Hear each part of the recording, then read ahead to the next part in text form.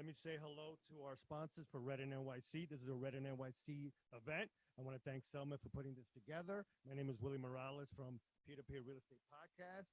So let's say hello to the gold sponsor, Carlos Seneca from CNA Construction. The gold sponsor, Vince Soriero from Property Shark. Silver sponsor, Laura Rivera from Champion Elevator. Silver sponsor, Benny Redsta from Skyline Scaffolding. And the other sponsors, Amit Prasad from View, Yaha Mustak from Eco Safety, Michael Zeisman from City Bay Capital, Tariq Zuri from Hydrotech Environmental, Shoka Mamedov from Remax 100, and John De La Fuente from Real Estate Prince. Again, we're just waiting for Jennifer. I know she should be on. Give me a second, guys. Again, sorry, it's my fault. Like I said, it was technical difficulties, but we should be good to go. Let's see. Where is Jennifer? She should be here right now. Here she is. Jennifer, how are you? Jennifer, can you hear me? Hi, William. How are you? I'm good. Jennifer, I apologize. There was technical difficulties on my part, but we are good to go. Okay. Good. How are you? I'm good. I'm good. So Jennifer, I told the people, you're Chief Financial Officer for Kushner Companies. I wanted to ask you a question before we get questions. How did you get into this field? Was this something that you aspired to as a young lady? You fell into this? How did this happen? Yeah, so I'm at the age where I kind of fell into it. So I started my career early on. I was in public accounting. Most of my clients were real estate developers, property managers, construction companies. So I transitioned from public accounting out to the private sector, working for developers and management companies. I wish I could have gotten a degree in real estate, but yeah, I got a degree in accounting. Well, that works though. I mean, because in accounting, you could pretty much be in any type of field because no matter what, the math tells the story, doesn't it?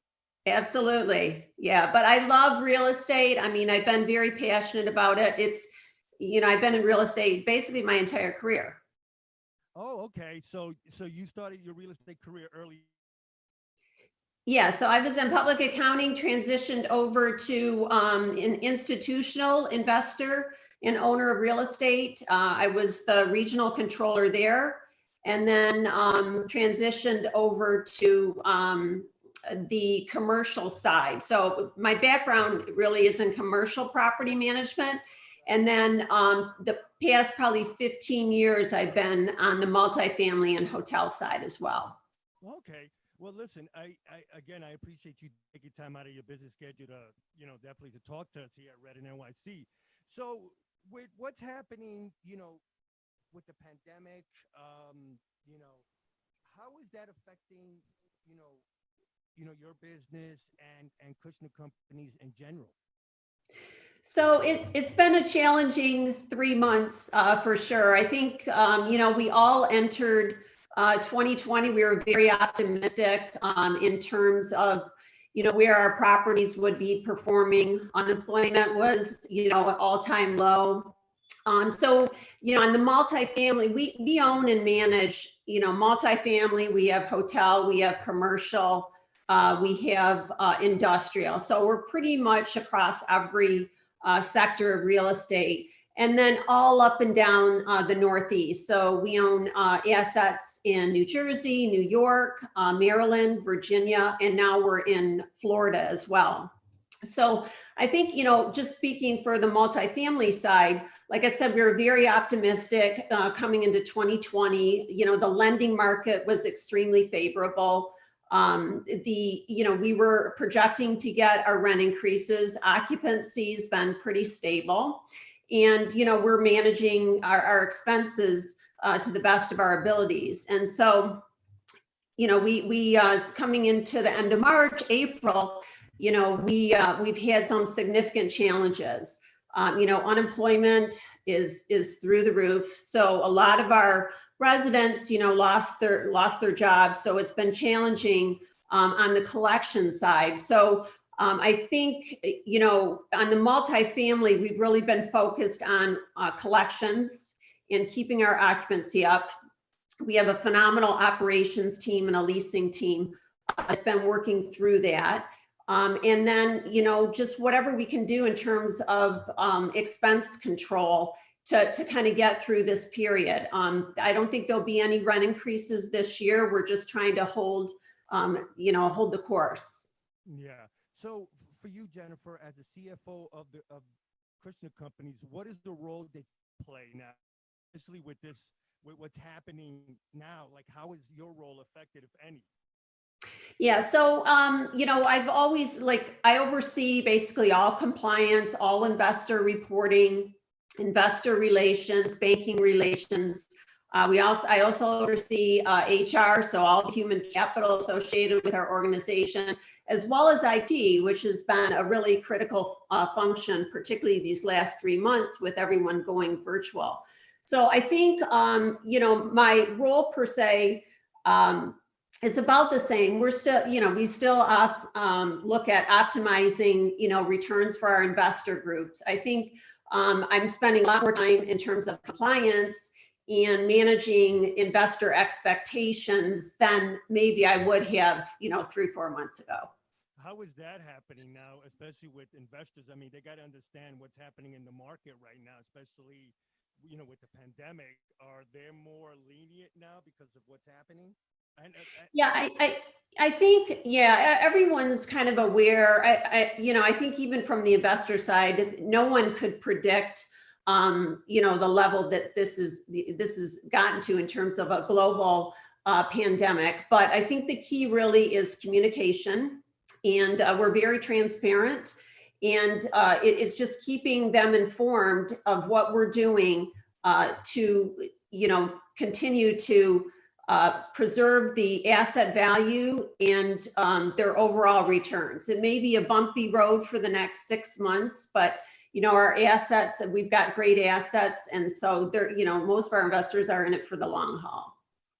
Okay. Now, I wanted to ask this question is, how has the role of IT department changed within your organization, especially, now? Yeah, so so I have a phenomenal director of IT, and the entire team is just great. So I think, historically, real estate companies have been very hesitant to invest in technology. They've come around a little bit the last 5 years, but they've typically been behind the curve in terms of other industries.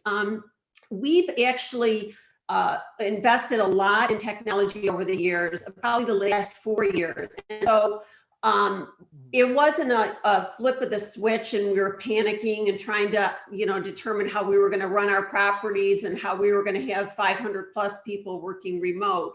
It was pretty much what I would say, a seamless transaction. There's a lot that happened behind the scenes, but we were, as prepared as we could be.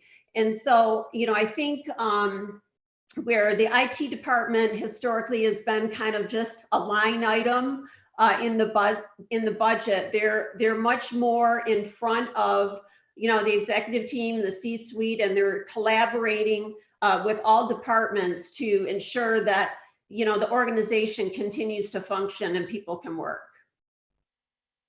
Okay, yeah, and now you see more and more organizations are having their people work from home.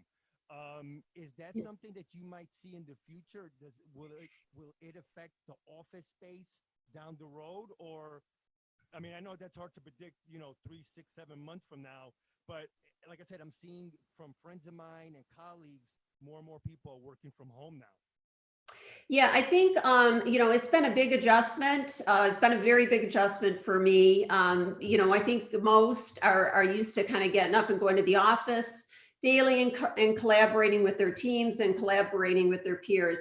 I do think that there's going to be a new normal when all this is said and done. I do think, that we've, proven that we can work remote, although there's a lot that's lost in terms of, the day-to-day interaction with individuals, especially, on the mentorship level when you have new employees starting, et cetera. So I do think that, through the balance of the year, we'll see people phasing back to work, but it's going to be a new environment. Yeah, that's the thing, because I read today before we started talking about more and more people are starting to work home, and that might be the new norm, especially once the pandemic dies down. And I'm saying, okay, if that's the new norm, or it might be the new norm, it'll affect the office space, I'm assuming. But again, I guess it depends. Like you said, if you have new employees, the best bet is to train them in-house. Yeah, I think, those that, are looking at, new leases, I think they're definitely gonna rethink, their size of their office space and their footprint. So I do think that will have an impact. We have to, our HR team is working through kind of bringing, a plan to bring people back to work, and what needs to happen at the office level in terms of cleanliness, in terms of distancing, in terms of layout, et cetera. So I think it definitely will have an impact on how people work in the office. Right now, so this ties to what we just talked about on the HR. Are we going to have the HR department also working remotely, or are they going to stay inside? How is that going to affect the organization in the next upcoming, let's say, weeks or months? Yeah, so I think, again, we've got like a phenomenal HR department. I think that, there will be some level of work remotely, through the balance of the year. But, we've got our teams, our HR departments out in the field. So they're not typically sitting, at the office 40 hours a week. So they're out in the field, working with employees, et cetera. So, I still think that there will be, office time, but, there's still some work remote as well. Yeah, like I said, it's these times are obviously changing because of what's happening. And I wanted to backtrack on the company acquisitions of multifamily, industrial, and warehouse. How is that going to be affected, especially warehouse? Because the term warehouse, you're warehousing merchandise, whatever it may be. How is that going to affect the company moving forward, or is that something that right now you don't need to look at because? Yeah. So Yeah, so on the industrial side, I mean, we've got a very healthy portfolio in New Jersey. We really, from an acquisition perspective, pre-pandemic, we did not have a lot that we were looking at, in the near term on the industrial side, but certainly on the multifamily, hotel, and commercial, we were still actively looking at acquisitions, as well as we had a pretty strong development pipeline. And so we're still moving forward. It's going to take a little bit longer, I think, to get some deals, across the finish line with everything that's going on and the challenges we've got with, people working remotely and maybe not being able to get out and tour the properties and touch and feel the asset as much as we'd like. But the deals are still going to get done. Okay, no, I mean, that's good to know, because, with a company like yours, people are going to rely on obviously, the income coming in and people doing their jobs, because at the end of the day, something like Kushner Companies, you employ so many people, how, and that ties to the next question. How is that with the pandemic? How is it affecting, let's say, taxes, with COVID-19, the CARES Act? How is that tying into, what's happening now? Yeah, so we've had, that's one of the things, I have, as well as, members on my team have been very active in kind of in keeping up with the compliance and regulatory and all the new laws that they're issuing. They're issuing updates daily. And so, we've been very on top of it. So I think, in terms of kind of the CARES Act, we had the PPP program, which went through its first round of funding, within 2 weeks, and then they issued another round of funding. And so that's helped a lot of our tenants on the commercial side. I think retail has been hit a little bit harder because, you're supposed to utilize 75% of the funds towards payroll, and a lot of the retailers still are, can't open. And so we've been kind of keeping up to speed with what's going on that, which tenants are receiving funds, and trying to work with them on a plan going forward. Then we've got the Family Act that we've got to look at, the additional employee leave, as well as sick leave associated with COVID. And so we're tracking that on, a daily basis in terms of employees. And then there's also, additional tax credits that are available for employee retention that phases out a little bit over 100 employees, but just keeping up to speed with, what's out there and what's available and where we need to be compliant. Yeah, especially now with, with Congress, I think they're going to pass another, if I'm correct, another package for, for all of us or whoever can qualify. How is that going to affect, again, down the road, the taxes for the employees? I mean, are we going to have to pay, in your opinion, is this something that we're going to have to pay back down the road? I mean, because this is a grant. Yeah, well, like the PPP, a lot of it is you're getting the tax credits, or it's forgiveness.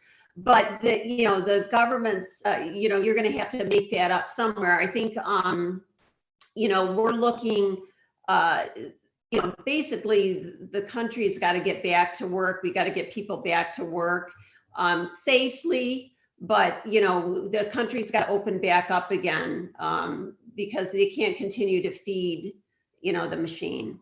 No, I mean, because eventually, and you see, Jennifer, I'm pretty sure in the news where people are protesting, they want to get back to a normal life. But unfortunately, we still have to comply with wearing masks and social distancing. Again, and you touch base on this, it's affecting all of us, especially companies like yourselves and any other company, even let's say let's talk about Selman's REDinNYC, where, we're looking for contact to make, networking events, that's affecting you guys just as well as everybody else. Yeah, everyone's impacted, individual, taxpayers, even family life at home. I'm working, my husband's working at home. I've got 3 kids on the internet, homeschooling. It's just a very, very different world. But I think, everyone's kind of anxious to start opening up and getting back to a little bit of the norm. Yeah. Well, I wanted to touch base again on Selman's events. We missed you at the REDinNYC Property Shark Real Estate Awards, and you were going to be awarded the CFO of the Year. Tell us about that. Hopefully down the road we could present the award to you, meet you in person. Yeah, I know. I was looking so forward to the event, and my team was looking forward to the event. But yeah, hopefully, we'll get to see everyone in person. But it's a great honor. It will be a great honor, and I think Selman is just fantastic in terms of what he's done for the organization and networking. It's just phenomenal. And I'm amongst, very, very impressive group of individuals. So I'm looking forward to kind of meeting everyone and, accepting my award. No, definitely. We definitely look forward to that down the future. But listen, Jennifer, thank you so much for taking time out of your busy schedule. We really appreciate it. And you told us a lot. I think I could talk to you for another hour. I mean, it's fascinating. So Jennifer, somebody want to get in touch with you and Kushner Companies, what's the best bet? Best bet is to email me if they have any questions or want to collaborate or, grind through a couple solutions on what they're coming across. My email is jmclean, MCLEAN @Kushner.com. All right, sounds good. Well, Jennifer, again, thank you so much. We really, really appreciate it. Thank you, William. Have a great night and stay safe. No, you too. Thank you so much, and we'll see you soon, Yeah, hopefully. bye-bye. All right, bye-bye. Well, everyone, that was Jennifer McLean from Kushner Companies, giving us some great knowledge of what's happening with COVID, their company, and all, and everything else. I really appreciate her for, again, taking time out of her busy schedule. I want to thank Selman. You can find Selman at REDinNYC.com. That's REDINNYC.com. You can find me at Willie Morales at peertopeerrealestate.com. That's peer the number 2, peerrealestate.com. And before we go, guys, there's a couple of more things. Do not give up on your dreams. Fight for it, protect it. Don't let anyone talk you out of it, okay? And also, keep the momentum going. I really believe good things will happen. Anyway, on behalf of REDinNYC, I'm Willie Morales. Until next time, thanks, everybody. Have a great, great day.